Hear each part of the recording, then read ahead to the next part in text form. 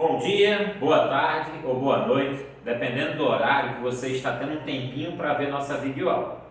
Sejam todos muito bem-vindos e bem-vindas a mais uma aula de História com o professor Veríssimo Guedes, aqui do Colégio Externato Santa Clara, que nessa parceria com o Sistema Farias Brito de Ensino, vem buscando o melhor para vocês, nossos alunos e alunas, para que mesmo nesse período de isolamento, de distanciamento, acometidos por essa pandemia do coronavírus, da Covid-19, consigamos manter o aprendizado de vocês no ritmo que vocês merecem, do jeitinho que cada um e cada uma de vocês merecem e pode acompanhar. Meus amores, hoje a gente vai começar a trabalhar o capítulo 8, certo? A civilização islâmica e os reinos africanos. Uma grande revisão de tudo que a gente já viu no sexto ano. Vocês estão vendo no primeiro e no segundo bimestre. Sexto ano e introdução do sétimo. Então é uma grande revisão, tá certo? E teremos aula pelo Zoom, onde vamos poder tirar todas as nossas dúvidas. Então fiquem tranquilos, fiquem calmos e vem comigo. Primeira série do ensino médio, que está comigo desde o sexto ano. Vamos lá, meus amores. Sim, também estou com saudade de vocês, certo? Sei que alguns estão também. Mas a gente já está junto de novo em sala de aula e até lá a gente segue por aqui. Capítulo 8. Civilização Islâmica e os reinos africanos. Vamos lá, meus amores. Povos da Arábia. Essa aqui é a Península Arábica por volta do século VII a.C. Essa parte em marrom mais escura é o deserto, certo? E essa parte em verde, nós temos aí uma parte mais fértil, ok?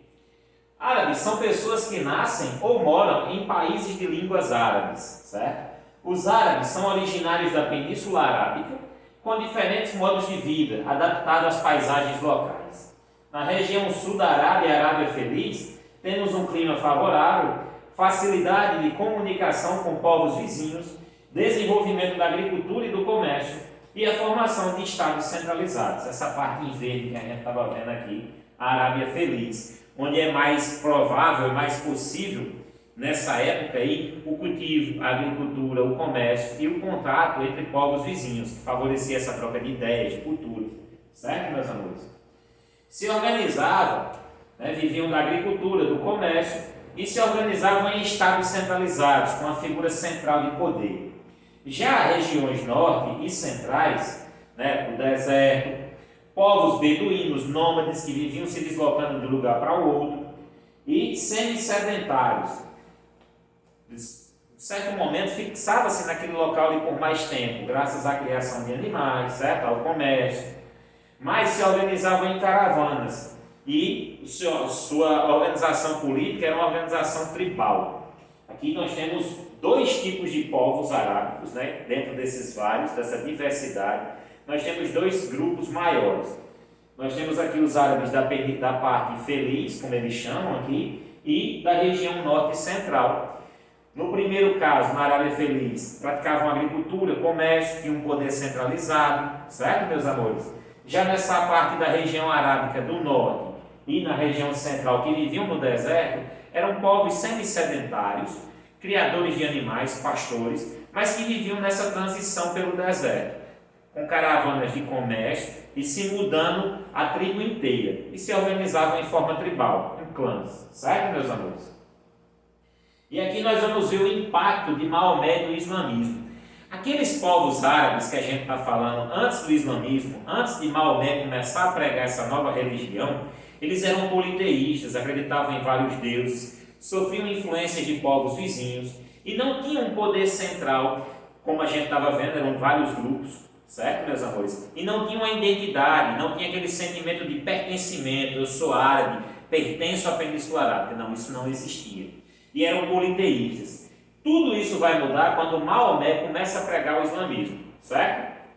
A cidade de Meca tinha localização estratégica, localizada no entroncamento de várias rotas comerciais. Então a cidade de Meca já era muito ativa, já várias pessoas estavam circulando por ela.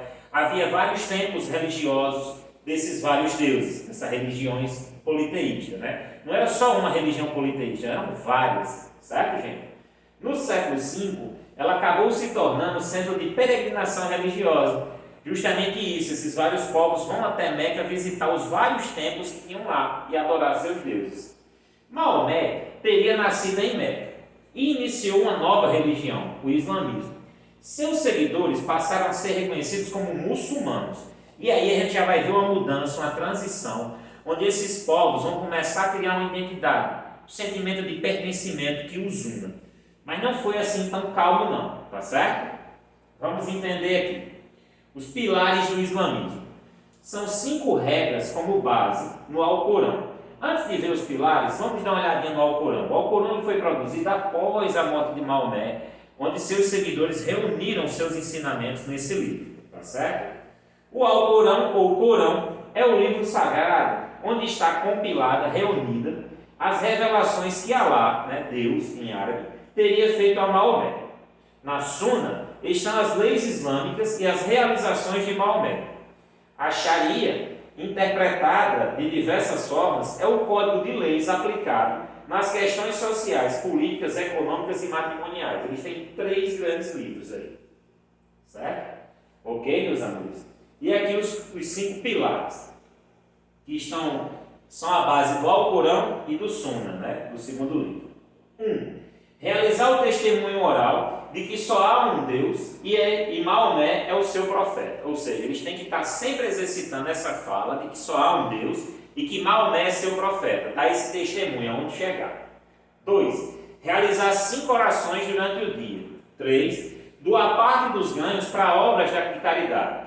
4. Realizar jejum durante todo o Ramadã, que é o mês sagrado para os muçulmanos.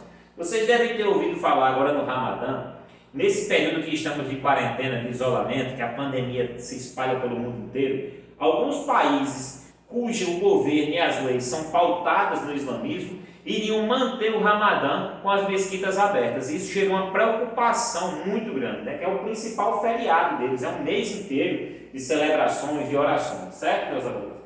E 5, fazer peregrinação a Meca pelo menos uma vez na vida, ir até Meca. Além disso aqui, nós temos a Jihad, que é a guerra santa, que é lutar contra os infiéis, contra todos aqueles que não creem em Alá. Sentido militar, dever de lutar pela expansão do Islã e contra aqueles que ameaçam o islamismo, certo? Sentido espiritual da Jihad, dever de lutar pelo aperfeiçoamento pessoal e desenvolvimento de sua comunidade. Então nós temos 2 sentidos da Jihad. Devido à Jihad, nós podemos observar ao longo da história a expansão do islamismo e os povos que se converteram ao islamismo expandindo o território, como foi o caso dos turcos otomanos, que acabaram formando um grande império, tomando até Constantinopla, a capital do Império Bizantino. Infelizmente, a gente vê cenas do cotidiano, certo? Muito infelizmente, onde a galera que é islâmica, muçulmana, levam muito ao pé da letra e são extremistas, são radicais. E vemos os atentados terroristas. Mas calma que eu não estou aqui gerando um estereótipo ou a xenofobia, o ódio a quem é estrangeiro, quem é diferente. Nem todo terrorista é muçulmano, certo? E nem todo muçulmano é terrorista também. Alguns muçulmanos, como eu estou dizendo, que levam a jihad, a guerra santa, no sentido militar, e que são radicais extremistas, alguns desses sim praticam atos terroristas contra aqueles que não têm a fé muçulmana. Calma, vamos com calma para não gerar conflitos aqui e mal entendimento. Expansão muçulmana. Os califas, sucessores de Maomé, eram representantes políticos de partes dos muçulmanos e instituíram uma ordem política chamada de califado. Com os califados árabes ocorreu forte expansão territorial muçulmana. Nós temos 2 grupos, um passou para o outro. Califado omíada, na segunda metade do século VII, o poder estava na mão das famílias dos omíadas. Transferência da capital do Império Árabe de Meca para Damasco, na Síria. E expansão do poder do califado pela África, Europa e Ásia. Olha o tamanho dessa expansão. O califado da Abássida, inaugurado no século VIII, com a ascensão ao poder de uma nova família, certo? Transferência da capital para Bagdá, olha aí mais uma mudança. Período de auge da atividade mercantil e da vida urbana. Meus amores, antes da gente concluir esse slide aqui, eu quero voltar com vocês um pouquinho do tempo. Quando Maomé começou a pregar o islamismo, só existia um Deus, ele começou a ameaçar os lucros das muitas pessoas que viviam da peregrinação de visitantes até Meca. o cara tinha tempo, vendia as coisas, eles se sentiram ameaçados. Porque se acabar essas peregrinações, tiver só um tempo agora, como é que vai ficar o lucro dos outros? É tanto que Maomé começa a ser perseguido, ele é expulso de lá, e ele vai até Iatrebe, que é chamada, aí começa o início do calendário muçulmano, né? Então, nesse momento que ele vai até Iatrebe, depois vai se chamar Medina, cidade do profeta, essa cidade, Maomé lá começa a organizar um grupo maior de seguidores. E ele começa além de pregar o islamismo como dom da oratória que ele tinha, ele começa a forçar as pessoas a se converterem ao islamismo, fazendo ataques a caravanas, sequestros, assassinatos, certo, meus amores? Isso também faz parte da história. Até que ele consegue organizar um grande grupo, aí ele retorna a Meca e conquista a Meca. É por isso que todo muçulmano tem que ir pelo menos uma vez na vida até Meca, fazendo essa jornada sagrada que o profeta fez. E lá ele vai pegar o templo da Kaaba, que é uma grande pedra negra que já era muito visitada, e vai transformá-lo em uma mesquita, certo? Na religião islâmica, eles não permitem a adoração de imagens. Nem o rosto de Alá, nem de Maomé nunca é revelado nas escrituras sagradas, para evitar essa adoração de símbolos e imagens. Então as mesquitas também não têm bancos, por isso que elas desenvolvem muitas tapeçarias e almofadas, que é uma característica também do povo árabe, a qualidade dos seus tapetes e das suas almofadas. Além disso, eles costumam ornamentar o interior de suas mesquitas, certo? Com figuras geométricas, abstratas, com afrescos, e é muito bonita a ornamentação interior das mesquitas, e não adoram imagens. E aí, a partir desse momento, como eu estava dizendo a vocês, que Maomé conquista Meca, transforma a Kaaba numa mesquita, aí a fé islâmica vai começar a se expandir, e a gente vai ver isso aqui.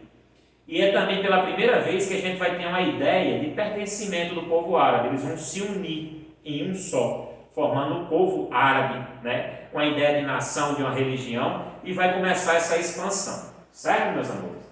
No século XIII, o Império Árabe estava dividido em 3 regiões, com centros de poder localizados em Bagdá, Cairo e Magreb, na Península Ibérica. Olha aí o tamanho dessa expansão. Península Ibérica, Portugal e Espanha, gente, os mouros, muçulmanos, os árabes, dominaram a Península Ibérica por quase 8 séculos. O comércio era uma das principais atividades, além da agricultura e da criação de animais.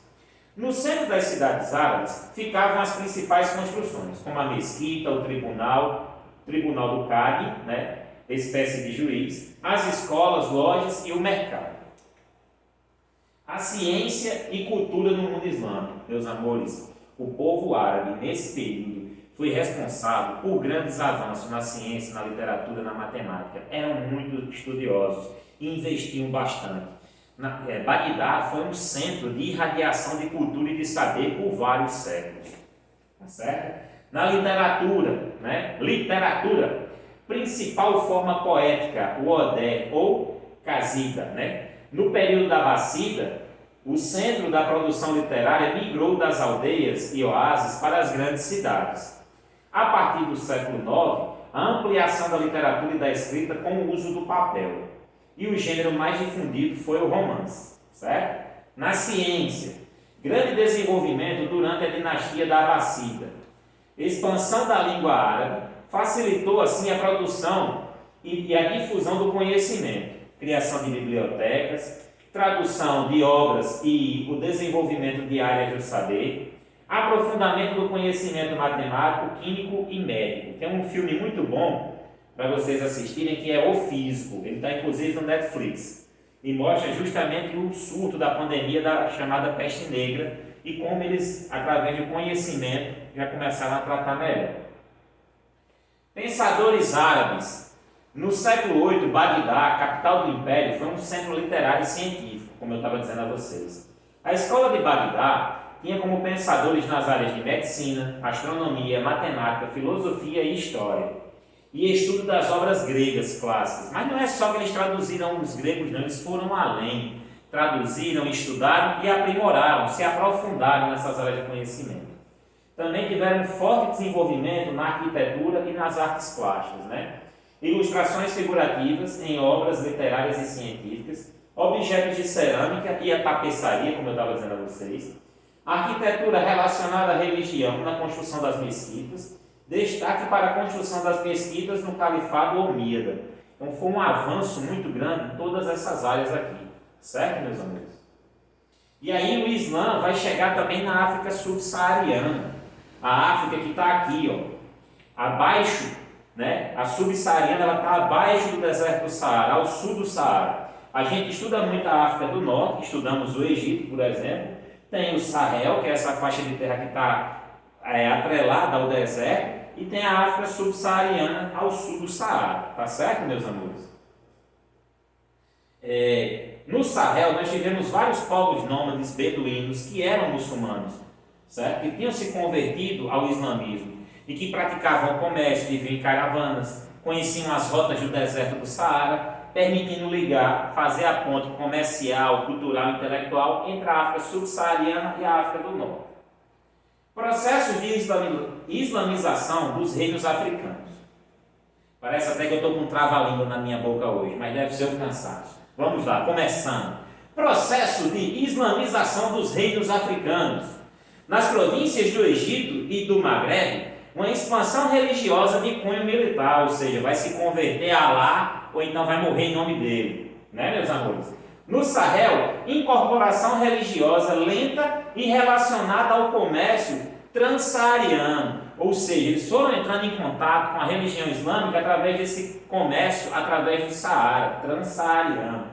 Expansão islâmica foi limitada à região dominada pelos Iorubá e Axante, onde a floresta equatorial ao sul dificultava a sobrevivência dos camelos e cavalos, ou seja, essa galera não conseguiu chegar à terra dos Iorubás e dos Axantes devido à floresta, e eles eram caravaneiros, viajavam em caravanas de camelos e ficava difícil para eles fazerem essa viagem, tá certo, meus amores?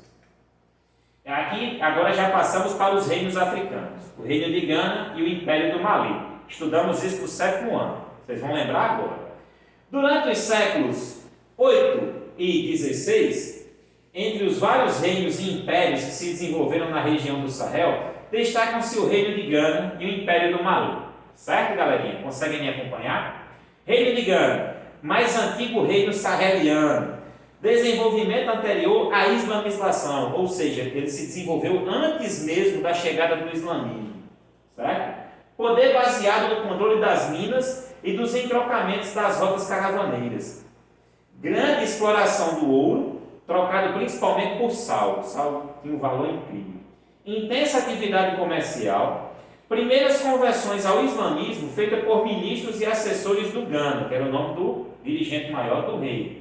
Assim, o Islã e sua cultura passaram a simbolizar um elemento de fortalecimento político. Olha a aliança que acontece lá entre os árabes, que a gente viu do islamismo, com a questão política, certo? Que está no mundo até hoje, no mundo islâmico, no mundo árabe.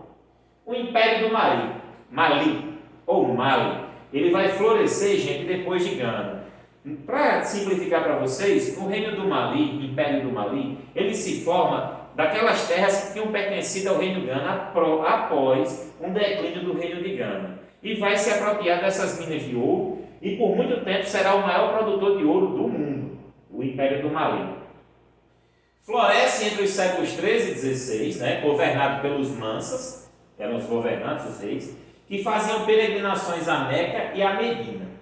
Tinha um empenho muito grande para comparar a autoridade dos governantes do Mali às dos demais dirigentes do mundo árabe. Eu queria que fosse bem parecido com o resto do mundo árabe. Certo, meus amigos? Maior islamização da sociedade e expansão do império durante o governo do Mansa Musa. Mansa Musa, galerinha, é considerado até hoje na história como o homem mais rico do mundo, né? Ele fez uma viagem até Meca e levou todos os sucessores do trono e todos os funcionários de alto escalão, com medo de um golpe nessa viagem dele. E ele levou vários e vários camelos, centenas de camelos carregados de ouro. De passagem pelo Egito, adorou a arquitetura egípcia, contratou arquitetos, deu presentes, comprou mercadoria. Enfim, ele distribuiu tanto ouro nessa viagem até Meca, que ele ficou conhecido na Europa, na Ásia e na África como o Senhor do Ouro. Foi tanto ouro que ele deu de presente que o ouro se desvalorizou. E para recuperar o valor de mercado, ele começou a comprar esse ouro de volta. Será que o cara era rico? E aqui mais duas civilizações, mais dois reinos africanos, né? Baseado nessas duas cidades, Degené e Timbuktu. Timbuktu, né? As cidades sahelianas de Degené e Timbuktu desenvolveram-se em uma região fértil, região do Médio Níger, né? E estratégica, rota de viajantes pelo rio e pelo deserto. Era fértil e estratégica, porque eram as principais rotas de comércio, tanto pelo deserto como pelo rio, passavam nesse entroncamento. Degené tem sua origem por volta do século III a.C., prática da agricultura, criação de bois e comércio. No século XIII veio a islamização e impulsionou o comércio, principalmente do ouro, e é localizada nas rotas de mercadores especializados em atividades comerciais. Timbuktu, né, tem sua fundação atribuída aos tuaregs. Lembra daquele carro que ganhou o Rally Dakar vários anos seguidos, o Tuareg, né, azul, lembra dele, que dava show no deserto? Esse nome Tuareg é o nome de um dos povos que conheciam as rotas do deserto. Tinha um tom de pele azulado, certo? Por isso aquele carro que dá show no deserto tem o nome Tuareg, porque é em homenagem a esse povo que dominava essas rotas, que conhecia o deserto como ninguém, certo? Reunião de mercadores e berberes, árabes, judeus, vindos da África do Norte, Oriente Médio e Saara. Então ali nós temos uma convergência de vários povos, de costumes, culturas diferentes, convivendo juntos, realizando essas atividades comerciais. Trocas culturais com Degené, certo? Notável por suas oficinas de produção artesanal e estava entre os importantes centros intelectuais do Sahel. Olha essas duas grandes cidades, como eram desenvolvidas nessa época na África, né? Isso aqui ajuda muito a gente a lutar contra o racismo, o preconceito e a discriminação. E o fato também do eurocentrismo, de por muito tempo a Europa achar que era o centro do mundo e subjugar o mundo ao seu redor por conta disso, né? Nas cidades, formaram-se metrópoles políticas e centros culturais. As cidades de Degené e Timbuktu tiveram suas histórias interligadas pelos constantes e muito antigos contatos mercantis. Graças ao comércio, elas estavam sempre se comunicando, né? Comércio transsaariano e transsaheliano, através do Saara e do Sahel, né? Os primeiros registros de comércio na região do Saara datam do século II. No entanto, atingiu seu auge, né, o ápice, ele bombou mesmo, foi nos séculos IX e XV. A unidade religiosa e cultural islâmica garantiu a segurança para o comércio caravaneiro, né? As caravanas, agora a maioria todas islâmicas, garantia assim a paz entre as caravanas. Os camelos eram usados nas caravanas pelo Saara e, ao chegarem ao Sahel, eram substituídos por bois e jumentos. As caravanas eram conduzidas por diversos povos dessas regiões. Povos caravaneiros do Sahel, como Degené e Timbuktu, enriqueceram com o comércio e a cobrança também de pedágios e a manutenção das caravanas. Eles lucravam com tudo, com o comércio, cobrando pedágio e cobrando para hospedar e cuidar da manutenção dessas caravanas, né? Os principais produtos do comércio transsaariano eram o sal, tâmaras, frutas secas e raízes, cabeças de gado, principalmente cavalos, tecidos e adornos feitos de metal. Já no sentido sul-norte, né, para cima, nós temos o ouro, nós de cola, escravos, o sorgo, milho africano e milheto. Aqui um dos principais produtos daquela época. E assim a gente termina o capítulo 8. Espero que vocês tenham entendido bem. Qualquer dúvida me avisem. Na nossa aula pelo Zoom a gente revisa tudo. Tá certo, meus amores? Viu aí um pouquinho do mundo islâmico e dos principais reinos africanos? Depois a gente entra mais nesse assunto. É só uma grande revisão. Fiquem bem, fiquem em casa, se cuidem. Cuidem de quem vocês amam. Já já a gente passa por tudo isso e tá junto de novo. Fiquem com Deus. Beijo no coração de cada um e cada uma de vocês. E até a próxima, meus amores.